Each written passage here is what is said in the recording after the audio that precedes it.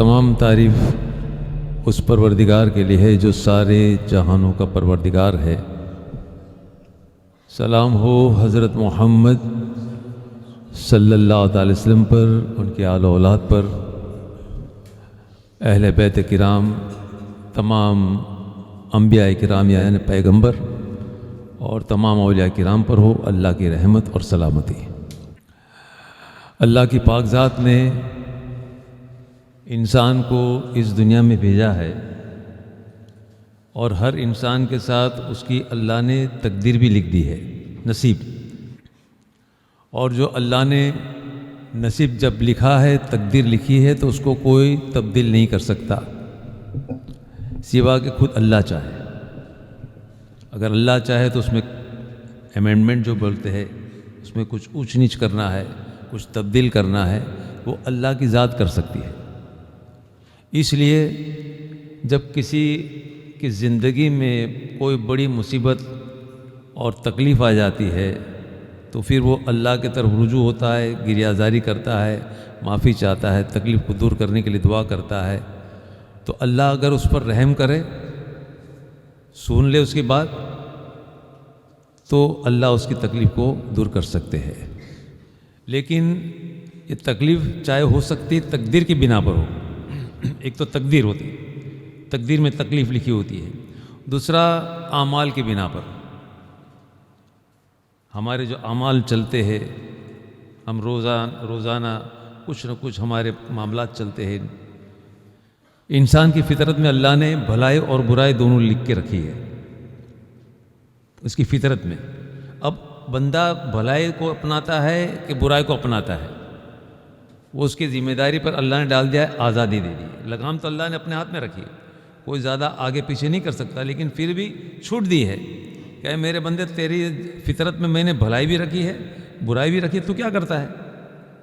تو ایک تو ہوتی ہے تقدیر اللہ کی، وہ چلتے رہتی ہے ایک طرف، اور دوسری طرف ہمارے اعمال ہوتے ہیں۔ تو کبھی کبھی ہماری توجہ صرف تقدیر پر ہوتی ہے کہ نہیں بھائی، جو نصیب میں ہوگا وہ ہو کر رہے گا، وہ اپنی جگہ پر ہے، اس میں یقین ہونا چاہیے کہ اللہ نے جو تقدیر لکھ دی ہے وہ تو ہو کر ہی رہے گا۔ لیکن ساتھ ساتھ میں ہم کو چاہیے کہ ہم اپنے اعمال کے طرف بھی توجہ کریں۔ یاد رہے، کبھی ہمارے اعمال ایسے ہوتے ہیں جس کے وجہ سے فیصلے ہوتے ہیں۔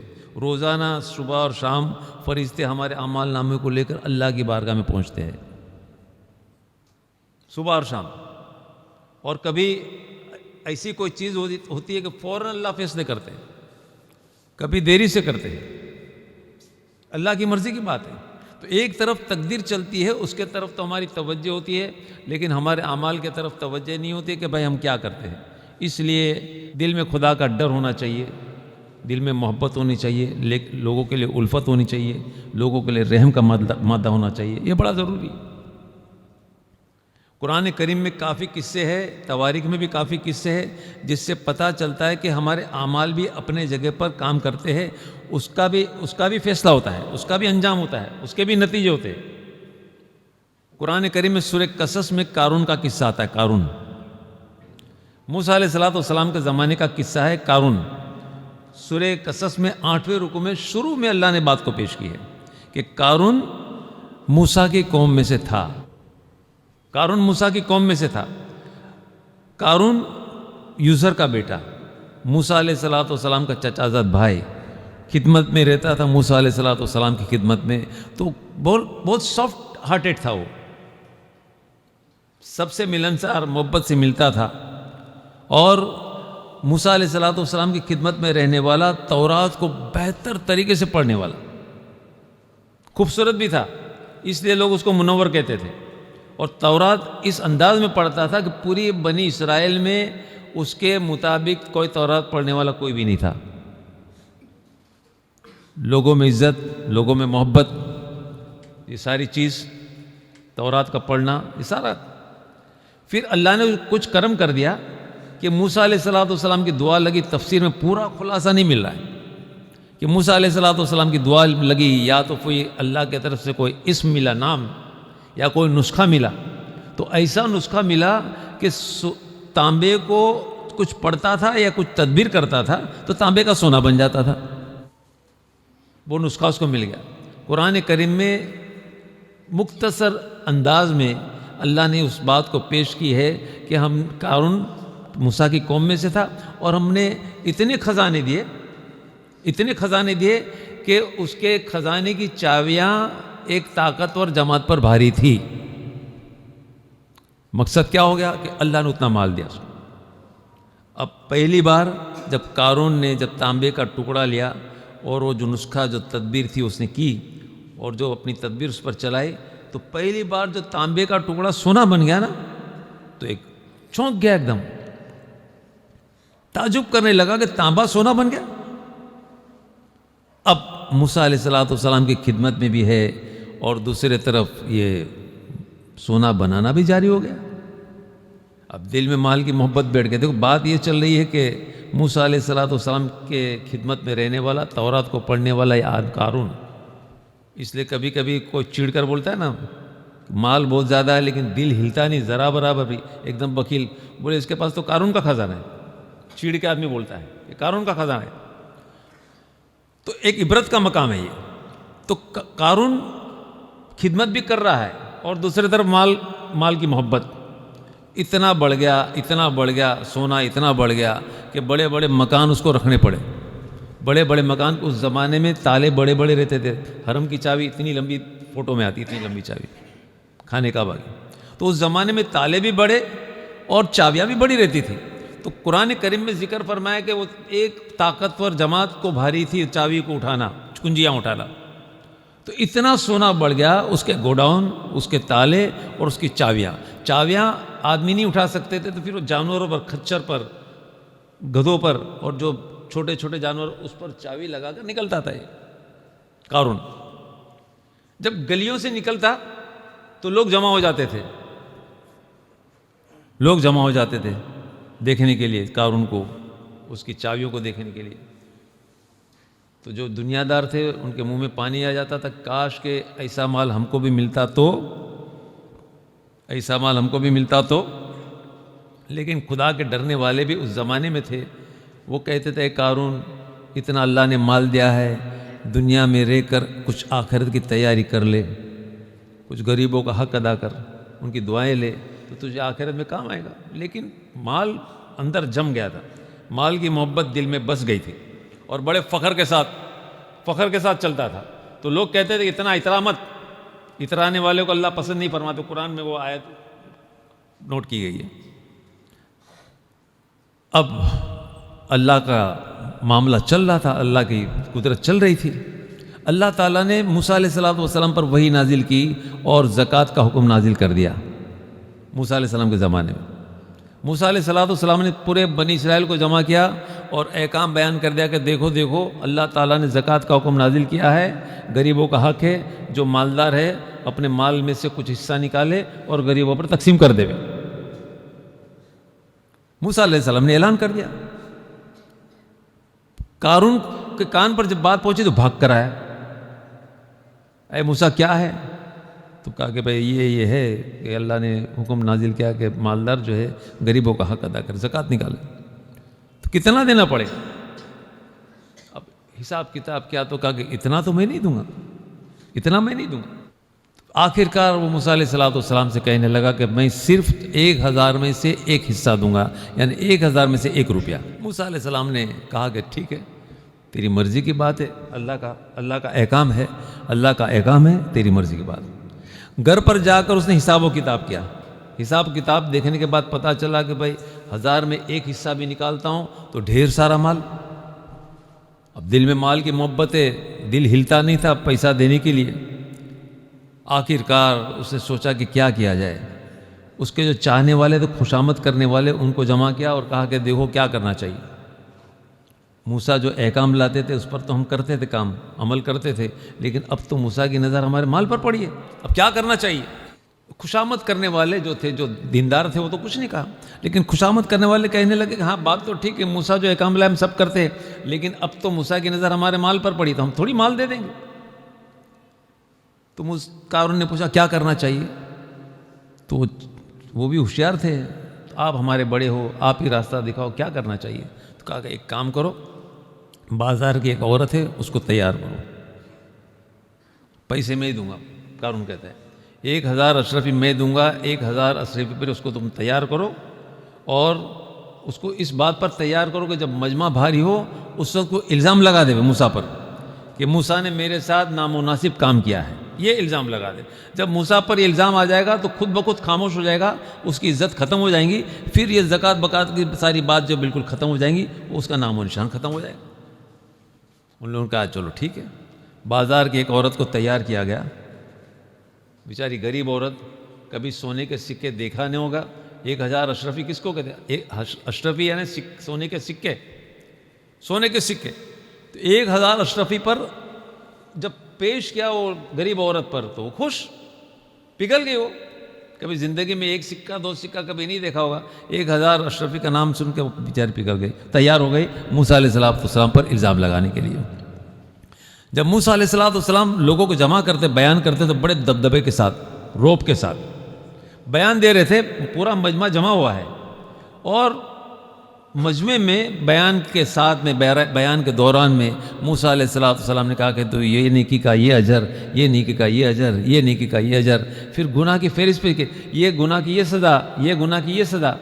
قرآن میں بھی ہے خلاصہ، تورات کا کچھ خلاصہ ہے، 9 حکم نازل فرمائے، تو سارا بیان، تو بیان کرتے کرتے موسیٰ علیہ السلام اس بات پر بھی پہنچے کہ اگر کوئی شادی شدہ انسان اگر کسی عورت کے ساتھ نامناسب کام کرتا ہے تو اس کو پتھر سے سنسار کیا جائے، اس کو مار دیا جائے۔ یہ موسیٰ علیہ السلام نے بات کو پیش کی پورے مجمع میں۔ اب یہاں پر قارون کے جو ساتھی تو کھڑے ہو گئے، اے موسیٰ یہ احکام جو ہے صرف ہمارے لیے کہ آپ کے لیے بھی ہے؟ موقع دے کر کھڑے ہو گئے۔ موسیٰ علیہ السلام تو بالکل انوسینٹ تھے، اللہ کے چہیتے پیغمبر تھے، اللہ کے بندے تھے۔ کہا کہ یہ تو اللہ کے قانون ہے، اللہ کے قانون جو تمہارے لیے ہے وہ بھی میرے لیے، اس میں کیا فرق ہے؟ تو قارون کو موقع مل گیا، قارون کھڑا ہو گیا۔ قارون سیاسی لینگویج میں بات کرنے لگا کہ اے موسیٰ، ان لوگوں کا یہ کہنا ہے کہ کسی عورت کے ساتھ آپ نے نامناسب کام کر لیا ہے۔ یہ نہیں کہا کہ میں کہتا ہوں، ان لوگوں کا کہنا ہے کہ آپ نے کسی عورت کے ساتھ نامناسب کام کیا۔ موسیٰ علیہ السلام جب مجمع میں سنا تو پیر کانپ گئے، پیغمبر ہے نا، حیا والے تھے، اتنے بھاری مجمع میں جب الزام لگ گیا تو پیر کانپنے لگے، پیشانی پہ پسینہ چھا گیا، پریشان ہو گئے، دل پر ہیبت، اتنا بڑا الزام۔ دل میں سوچتے کہ طور پہاڑ اگر مجھ پر نازل کیا جاتا تو مجھ کو اتنا بھاری نہیں پڑتا جتنا کہ یہ الزام میرے سینے پر بھاری پڑ رہا ہے۔ کانپ گئے، ایک دم کانپ گئے، کہنے لگے بتاؤ کون عورت ہے وہ، کون عورت ہے وہ؟ تو ان لوگوں نے آگے کر دیا اس عورت کو، یہ عورت۔ اب دیکھا کہ یہ عورت کیا کہنا چاہتی ہے، عورت تو کیا کہنا چاہتی ہے، تو وہ خاموش۔ تو موسیٰ علیہ السلام نے کہا کہ میں اس پروردگار کا واسطہ دیتا ہوں جس نے بنی اسرائیل کے لیے دریا کو پھاڑا اور دریا کو پھاڑ کر سوکھا راستہ بنا دیا۔ اس پروردگار کا واسطہ دیتا ہوں جس نے مجھ پر تورات نازل کی، اس پروردگار کا تجھ کو واسطہ دیتا ہوں، بتا سچ سچ بتا کیا ہے۔ اتنا کہنا تھا تو عورت کانپنے لگی، ڈر گئی، کانپ گئی ایک دم، اور جب اللہ کا واسطہ تھا تو کانپنے لگی، کہنے لگے اے موسیٰ خدا پاک کی قسم تم پر کوئی الزام نہیں، تم پر کوئی الزام نہیں، الزام مجھ پر ہے، میں قصوروار ہوں کہ 1000 اشرفی پر مجھ کو تیار کی گئی اور میں 1000 اشرفی کی لالچ میں آ گئے اور میں تم پر الزام ڈالنے کے لیے تیار ہو گئی۔ اے موسیٰ تم نے تو اللہ کا واسطہ دیا ہے، اے موسیٰ میں اللہ سے ڈرتی ہوں، میں اللہ سے ڈرتی ہوں، میں اللہ سے بھی معافی مانگتی ہوں، تم سے بھی معافی مانگتی ہوں، مجھے 1000 اشرفی نہیں چاہیے۔ بچے کی طرح رو کر چیخ مار کر اس مجمع کو چھوڑ کر بھاگ کر اپنی بستی کی طرف روانہ ہو گئی۔ ایک طرف تو یہ ایک عورت دل میں خدا کا خوف پیدا ہوا، چیخ مار کے نکل گئی، آنکھوں سے آنسو نکلے تھے اور زبان سے کہا کہ میں اللہ سے ڈرتی ہوں، میں اللہ سے معافی مانگتی ہوں، اے موسیٰ تم سے بھی معافی مانگتی ہوں، مجھے پیسے نہیں چاہیے۔ تو 2 الفاظ نکلے زبان سے، 2 آنکھوں سے آنسو نکلے، اللہ تعالیٰ نے اس کی پوری زندگی کے گناہوں کو معاف کر دیا۔ دوسری طرف قارون کھڑا ہے، موسیٰ علیہ السلام نے کچھ نہیں کہا کہ قارون تو نے کیا کیا، تو کیا کہنا چاہتا ہے، کچھ نہیں۔ اب بوجھ کچھ کم ہوا، موسیٰ علیہ السلام کا کہ الزام یہاں سے دور ہوا، لیکن سینے پر بوجھ تھا، سینے پر بوجھ تھا، آنکھ میں پانی آ گیا، رونے لگے کہ کم سے کم یہ بوجھ تو اتر گیا بدنامی سے. رو رہے ہیں اور سر سجدے میں رکھ کر اللہ کی بارگاہ میں رو رہے. اللہ فرماتا ہے موسیٰ کیا بات ہے، کیوں رو رہے، کیا بات ہے؟ حالانکہ اللہ کو تو معلوم ہے، لیکن اللہ پوچھتا ہے موسیٰ کیا بات ہے؟ لیکن موسیٰ علیہ السلام کے پاس الفاظ نہیں، جواب نہیں، کیا کہے، دل پر اتنا بوجھ ہے. اللہ نے فرمایا موسیٰ ڈرو مت، جاؤ زمین کو ہم نے تمہارے تابع کر دی، جاؤ زمین کو تمہارے تابع کر دی، جو حکم دینا تم زمین کو حکم دے دو. موسیٰ علیہ السلام جب سنا ہے کہ زمین کو ہم نے تیرے تابع کر دی، اٹھ جا، تو کیوں اتنا ٹینشن میں، کیوں اتنا فکر میں؟ موسیٰ علیہ السلام جذبات میں آئے، کھڑے ہو گئے اور اعلان کیا، اے لوگو اللہ نے مجھ پر ایک حکم نازل کیا ہے، اس لیے میں اعلان کرتا ہوں کہ جو مجھ کو چاہنے والے ہو، میری اطاعت کرنے والے ہو، میرے پروردگار کو چاہنے والے ہو، جو تورات کی اطاعت کرنے والے ہو، سب کے سب ایک طرف ہو جاؤ، اور جو قارون کا چاہنے والا ہو وہ قارون کی طرف ہو جائے. اب بنی اسرائیل کے لوگوں نے دیکھا کہ ایک عورت تڑپ کر چلے گئی، ایکسیپٹ کیا کہ اے موسیٰ تم پر کوئی الزام نہیں، قصوروار تو میں ہوں کہ مال کی لالچ میں. سب بنی اسرائیل ایک طرف ہو گئے. 2 آدمی تھے صرف بنی اسرائیل میں جن کے دل میں مال کی محبت تھی، وہ خوشامد کرتے تھے قارون کے ساتھ، وہ قارون کی طرف چلے گئے دونوں. یہ اس لیے کہ وہ سوچتے تھے کہ اتنا مال ہے قارون کے پاس، اتنا مال ہے، اگر تھوڑا بھی مل گیا تو ہمارا کام ہو جائے گا، تو وہ چلے گئے قارون کی طرف. اب موسیٰ علیہ السلام نے اب پوچھا قارون کو، بتا اب تو کیا کہنا چاہتا ہے، تو خاموش، دل پر کوئی اثر نہیں، دل پر کوئی خوف نہیں، دل میں کوئی محبت نہیں، دل میں کوئی رحم نہیں. موسیٰ علیہ السلام کیا کہنا چاہتا ہے؟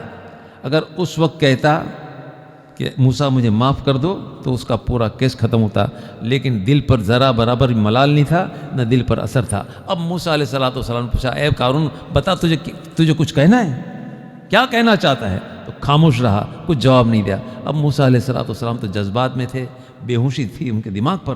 زمین کو جذبات میں غصے سے حکم دیتے، اے زمین ان کو دھسا دے، ان کو دھسا دے. اتنا کہنا تھا کہ گھٹنے تک تینوں کے دن دھس گئے. پورے بنی اسرائیل کے لوگوں نے جب دیکھا تو چیخ مارنے لگے کہ کچھ لوگوں نے تو ہم نے دیکھا تھا کہ دریا کو پھاڑ دیا، یہاں تو اللہ نے زمین کو بھی پھاڑ دیا. قارون اور اس کے ساتھی گھٹنے تک گھس گئے. یہ چلانے لگے، بنی اسرائیل بھی چلانے لگے، لیکن موسیٰ علیہ السلام کے سینے پر بوجھ تھا، بے ہوشی تھی. کہا کہ اے موسیٰ ہم کو بچا لے، ہم کو بچا لے. لیکن موسیٰ علیہ السلام تو بالکل بے بسی میں تھے، اے زمین ان کو دھسا دے. دوسری بار جب کہا تو کمر تک سب دھس گئے، کمر تک. پھر اے موسیٰ ہم تجھ کو رشتہ داری کا واسطہ دیتے، فلاں واسطہ دیتے، لیکن موسیٰ علیہ السلام تو بالکل اے زمین ان کو دھسا دے. اتنا کہنا تھا تو گردن تک یہ دھس گئے تینوں کے تین. قارون نے دیکھا کہ اب ایک بار اور کہتا ہوں تو معاملہ ہی ختم ہو جائے گا. اس نے پھر پیترا بدل ڈالا، قارون نے پیترا بدل ڈالا اور کہنے لگا، اے لوگو موسیٰ کی نظر میرے مال پر ہے، موسیٰ کی نظر میرے خزانے پر ہے، وہ چاہتا ہے کہ میں ہلاک ہو جاؤں اور یہ موسیٰ میرے مال کا مالک بن جاوے. کانوں پر آواز آئی، تھی تو بے ہوشی، بوجھ تھا سر پر، دل پر. کانوں پر آواز آئی کہ قارون کہتا ہے کہ میرے خزانے کا مالک بننے چاہتا ہے. اے زمین ان کے خزانے کو دفن کر دے، ان کے خزانے کو دھسا دے، ان کے مکان کو دھسا دے اور ان کو بھی دھسا دے. اتنا کہنا تھا کہ سارے کے سارے خزانے ختم ہو گئے، دب گئے زمین میں، اور یہ تینوں کے تین زمین کے اندر دھسا دیے گئے. تو بزرگ دوستوں اور میری مائیں مائنوں، ایک زبردست عبرت کا یہ مقام ہے. ایک طرف تو وہ عورت بازار میں کھڑے رہنے والی، اس کے پاس کیا علم ہوگا، کون سی عبادت ہوگی اس کے پاس، کچھ بھی نہیں. صرف 2 لقمے کے لیے، اپنے پیٹ کو بھرنے کے لیے اپنی جان کو بیچ کر اپنے پیٹ کو پالتی تھی. لیکن جب اس عورت کو خدا کا واسطہ دیا تو ڈر گئی. لیکن یہ قارون موسیٰ علیہ السلام کا رشتہ دار، تورات کو پڑھنے والا، خوبصورتی رکھنے والا، عزت رکھنے والا، مال رکھنے والا، ماحول ملنے والا، لیکن اس کے باوجود دل میں خدا کا خوف نہ تھا، نہ محبت تھی، نہ رحمت تھی، نہ الفت تھی. خاموش رہا تو اللہ بھی خاموش ہو گئے، اور موسیٰ علیہ السلام کی بات سے زبان سے نکلی، تینوں کو دھسا دیا گیا. تو یہاں سے ہم کو پھر عبرت ملتی ہے کہ ہمارے دل میں بھی کچھ جگہ ہونی چاہیے. یہ قصہ ہونے کے بعد میں اللہ تعالیٰ دیکھو اللہ کی رحمت کا ایک حصہ بھی اس میں ہے. یہ سب دھسا دیے گئے تو خاموش سناٹا پورا. اللہ تعالیٰ نے وہی نازل اے موسیٰ کیا ہو گیا؟ اے موسیٰ 3 بار ان لوگوں نے تجھ کو پکارا، کاش کہ ایک بار ہم کو پکارتے تو میری عزت کی قسم میں ان کو معاف کر دیتا، اور تیرے دل میں بھی محبت ڈال دیتا، تو بھی ان کو معاف کر دیتا، لیکن انہوں نے ایک بار بھی مجھ کو نہیں پکارا. تو بزرگوں، دوستوں، میری ماں بہنوں، یہ عبرت کے قصے ہیں، یہ حقیقی قصے قرآن میں بیان کیے گئے. ابھی ایسے قصے ہم کو دیکھنے نہیں ملیں گے، کوئی دھسا نہیں دیا جائے گا. ہاں، قیامت کے قریب حضور صلی اللہ علیہ وسلم کی امت پر بھی ہے مسخ اور خسف اور ایسے عذاب ہے کہ جب حد سے زیادہ جس طرح آج جو ماحول چل رہا ہے، اور ملکوں میں یہاں تو کم ہے، لیکن لڑکیاں اور لڑکے جو آپس میں جو گندے کام کرتے ہیں تو سمجھتے بہت اچھا سمجھتے، عقل مند سمجھتے، ہاں، اپنے کو بالکل آزاد سمجھتے، لیکن خدا پاک کی قسم وہ عذاب، ایسا عذاب نازل کیا ہے اس لوط علیہ السلام کی قوم پر کہ اللہ نے ان کو زمین پر نہیں رکھا، زمین کے نیچے دھسا دیا. دنیا والوں کو جو قوم دوسری قوم پر اللہ نے عذاب دیا، لیکن وہ زمین پر نظر آتے تھے پھٹے ٹوٹے سب. لیکن یہاں تو اللہ تعالیٰ نے ایسے غلط کام کرنے والے کو زمین کے نیچے دھسا دیا. اس لیے میری ماں بہنوں سے، میرے بھائیوں سے، بزرگوں سے، میرے چاہنے والوں سے، سننے والوں سے سب سے ریکویسٹ کرتا ہوں کہ اپنی اولاد کی طرف نگاہ ڈالے، صرف مال کو نہ دیکھے، صرف ڈالر کو نہ دیکھے، صرف دنیا کو نہ دیکھے، آخرت برباد نہ کرے، اپنے بچوں کے دین کی حفاظت کرے اور ان کا دین مضبوط رہے، اس کی پوری محنت کرے، ورنہ دنیا کا ماحول اتنا خطرناک چل رہا ہے جس کا کوئی حساب نہیں. اللہ اکبر، اللہ اکبر، لا الہ الا اللہ، واللہ اکبر، اللہ اکبر، وللہ الحمد. اللہ اکبر، اللہ اکبر، لا الہ الا اللہ، واللہ اکبر، اللہ اکبر، وللہ الحمد.